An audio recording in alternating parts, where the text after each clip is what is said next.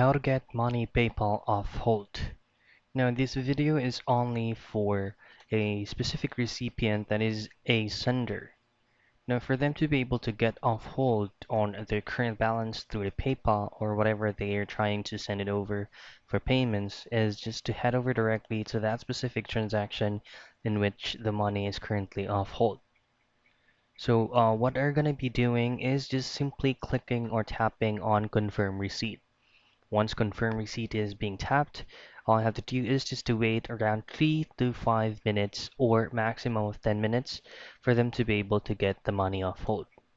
Now, the other thing that you can do is you will have to wait for 21 days. So how long does PayPal hold funds? Your funds are usually held up to 21 days. However, there are several things you can do to expedite this timeline, which you will coordinate with the contact support from PayPal. So there's other things that you can do for you to be able to get the money off hold in PayPal.